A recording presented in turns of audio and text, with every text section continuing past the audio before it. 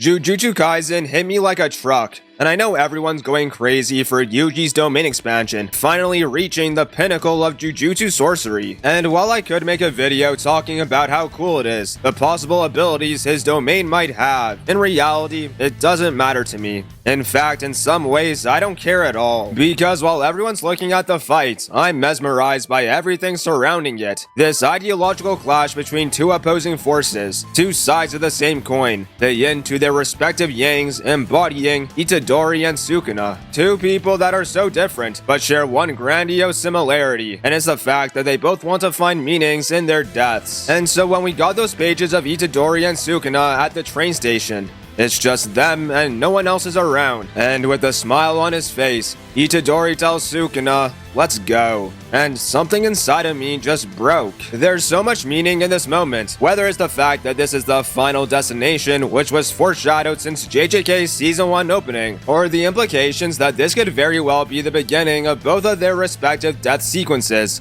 just like Gojo when he was at the airport. But when I saw Sukuna's expression, I was flabbergasted. It was nothing like I've ever seen before, and it's not because he's afraid of death, and it's not because he's going to lose, but because he's facing himself, and possibly the emotions and memories that were long forgotten because he ran away from all of them. I've said this many times before, but Itadori and Sukuna are reflections of each other, distorted inversions that impose and antagonize, and that's why they make the perfect hero and villain dynamic. Sukuna personifies his insecurities on Yuji without ever looking at his face in the mirror, and that's because Itadori is all the things that Sukuna could never be. Not because Itadori was too weak, but because he's far stronger in every possible way. Sukuna's worst enemy was always himself, that very past that he ran away from. He is in fact that broken villain I always expected him to be, and when you get to the end of this video, it will all make sense. Now, when I finally digested these moments, I couldn't help but think about those words that Gojo said in chapter 236 about Sukuna, the loneliness that comes with unrivaled strength, and the person who is destined to teach Sukuna about love. We never got a true answer to this statement, that is until now.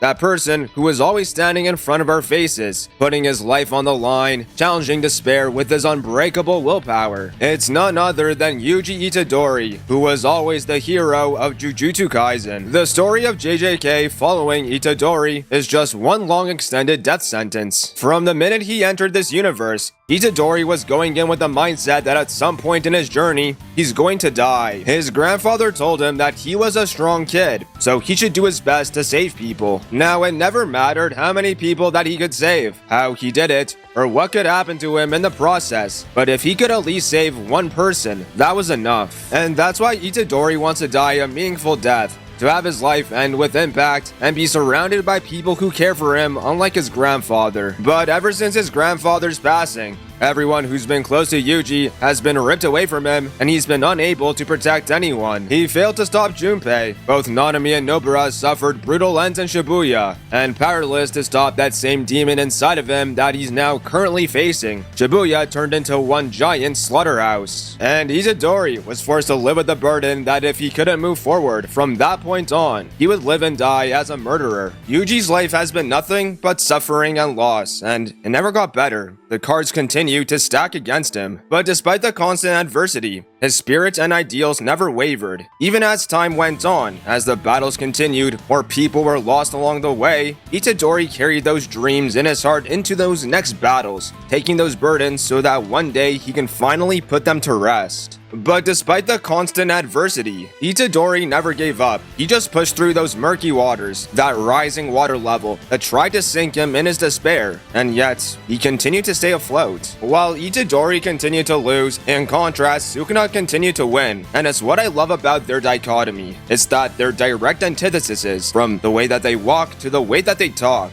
Itadori is a selfless protagonist who chose to discard his desires for the benefit of the greater good. He doesn't mind being a cog in the machine if the gears can continue to turn. He's content with playing his position. He's accepted his role and his lot in life, and that's how he finds meanings with his life and death. Sukuna, on the other hand, is an extremely selfish character and a walking contradiction. addiction. He embodies hedonism. He embraces all facets of gluttony and greed. And using those sins as fuel, he soars to even greater heights. If he wants something, he will get it. If he can't have it, he'll burn it to the ground. If he wants an impactful death, it will only come about by fighting the greatest battles. The world is his plaything, and his shrine, domain expansion, and the way he conducts himself as a sorcerer reinforces every single one of these notions. Sukuna's dismantle and cleave references his chaos and destruction. His furnace signifies his desire to burn everything to cinder, and the way he commands binding vows showcases his loose attachments and the sacrifices he's willing to make in order to achieve his goals. But when it all comes to pass, when the battles are over, when he's sacrificed everything, what will Sukuna have left? Sure, in the moment he's truly living. When he fights, he can truly attest that he's alive. But what about the aftermath when the dust is settled? When there's no one else around? It's just him, alone at the top. The truth is, while Sukuna can claim and justify his philosophy, it's hollow and empty. There's no substance. It's just a void that he embodies. Sukuna's only motivation to do all these things is to have and meet a proper end. He's basically living so he can die, and it's never happened yet. He continues to extend his immortality throughout the ages, waiting for an era that can put his timeline to a close. And yet, every time without fail, this is the expression on his face, a deadpan, emotionless defeat after the battle is over. This is Sukuna.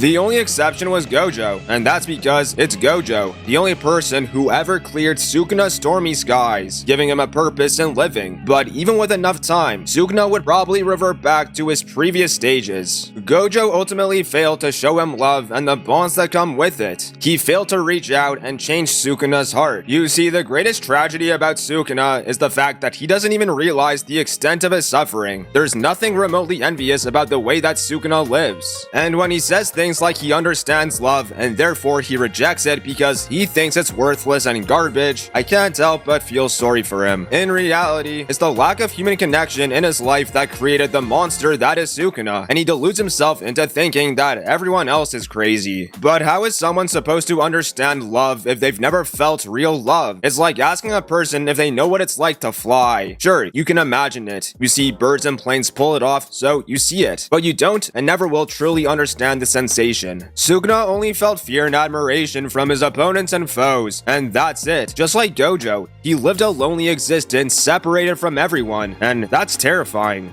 Don't you get it? The one person who truly needs to be saved, the person who needs to finally rest in peace, is Sukuna. He is both the perpetrator and the victim of his circumstances. That's why Itadori's domain expansion as a symbol is so impactful, because of the meaning it maintains as the antithesis to Sukuna. The hand sign of Sukuna's malevolent shrine equals to Enma 10, the name of the King of Hell. This originated from Yama, the King of the Deadlands, and Yama, like Sukuna, was originally a human. Itadori's domain hand sign, in contrast, is the Earth Matrix, embodying the Buddha, whose duty is to guide the souls that had no chance of redemption in life. He is the purifier of hell, the guardian of souls, helping them reach enlightenment and accepting their past indiscretions before moving on to the afterlife. It's a perfect representation of what his character embodies, for Itadori wants to save people and bring them proper deaths, instead of them falling victim to cursed spirits. He wants to guide those souls to the other side so they can rest in peace. So when him and Sukuna are brought to that train station, the inner domain of their souls conflicting, it's the beginning of this path that they will inevitably take. It's the start of Sukuna's path to redemption. And now some of you may share the same thoughts. Is Sukuna even deserving of redemption considering the atrocities he has committed? Well, despite the fact that Sukuna is the king of curses, he was at one point in his life a human. There are tinges of humanity peeking out from his darkness, and although Sukuna is undeniably selfish, he has these strange moments where he is extremely selfless. For example, when he actually entertained Jogo for a battle, to him, it meant nothing, but when he called Jogo strong, it gave his very life purpose. Furthermore, it's not like Sukuna was simply born evil, he's a product of his environment. The context as we know it in regards to Sukuna's backstory is that in his infantile stages, he resided in the womb of his starving mother alongside his twin, and Sukuna, not wanting to starve himself, consumed his brother. Knowing that situation, my best guess is that Sukuna's mother despised him from the onset of his birth. He even admits himself in chapter 237 when he was fighting Kashi Kashimo that he was born cursed and unwanted. So from very early on in his life, he was hated just for existing, possibly even labeled a monster because of his external appearance. It's not like Sukuna just woke up one day and decided to be evil for evil's sake. No, there was a slow progression that eventually forced him to build these walls around him. I mean, to even attain such a selfish ideology in the first place implies that he had long given up on the world and humanity. And taking into account the hostile breeding ground that was the golden age of Jujutsu, it was a recipe destined for disaster. Now, the way that I see it, the only way that Sukuna can actually atone for his sins is by meeting his death. But that means that unlike Rika, who became a vengeful spirit, Sukuna's spirit can find rest, and that's how he can be redeemed and saved, and Itadori is his guide to the afterlife. From the beginning, Sukuna's worst enemy was always himself, and Itadori was always destined to save Sukuna.